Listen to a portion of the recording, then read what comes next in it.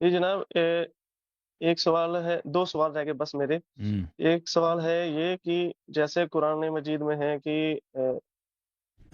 آدم علیہ السلام نے جب اللہ تعالیٰ نے ان کو بنایا اور ان سے گناہ ہو گیا، پھر ان کو گناہ کے بعد زمین پہ بھیج دیا گیا۔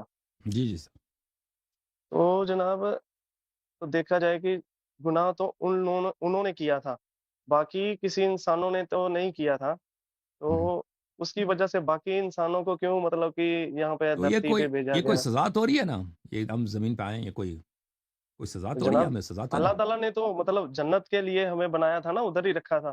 تو ایز اے مطلب تو انہوں نے تو ادھر اللہ تعالیٰ نے گناہ کے اللہ تعالیٰ نے جنت اس کے لیے بنایا ہے جو طاعت کرے، جنت اب بھی ہے۔ ہم اگر طاعت کریں، گناہ نہ کریں تو جنت جائیں گے، ٹھیک ہے نا۔ وہ جنت جو تھا وہ دنیائی جنت تھا، وہ اخروی جنت نہیں تھا۔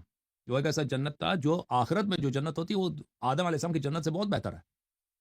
وہ ایک دنیائی جنت، حاشیہ حدیث میں وہ دنیا کی کوئی جنت تھی، دنیا میں جو آسمان میں تھی، اللہ تعالیٰ نے اس آدم علیہ السلام کو نکال دیا، اور آدم علیہ السلام کے فعل کی وجہ سے اس کے اولاد بھی اس جنت سے فی الحال محروم ہو گئی، ٹھیک ہے نا۔ اب دنیا میں جب آئے ہیں تو یہ اللہ تعالیٰ کا بڑا احسان ہے کہ اگر اس میں ہم طاعت کریں، ہم گناہ نہ کریں، ہم ایمان لائیں، تو اچھے کام کریں۔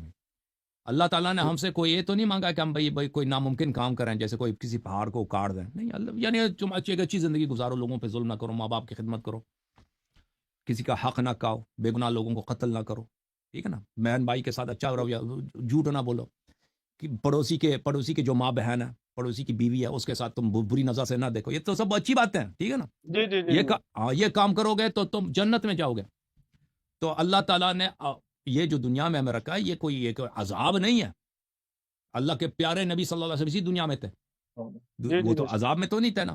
اہل بیت علیہ السلام جی اسی دنیا میں تھے، حضرت عیسیٰ علیہ السلام، موسیٰ، انبیاء سب اسی دنیا میں تھے نا۔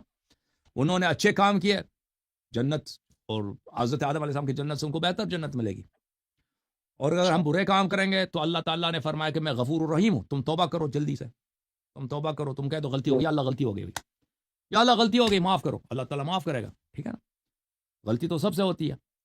تو اللہ تعالیٰ نے یہ دنیا جو بنائی ہے، یہ بہت بہترین موقع ہے ہمارے لیے، یہ ہمارے لیے بہترین موقع ہے۔ یہ کوئی عذاب نہیں ہے دنیا کی، یہ کوئی عذاب ہو، یہ ایک بہت اچھا موقع دیا ہے ہمیں اللہ تعالیٰ نے کہ ہم جو ہے وہ کام کر سکے جو فرشتے نہیں کر سکتے، یعنی گناہوں سے بچ کر جنت کمانا۔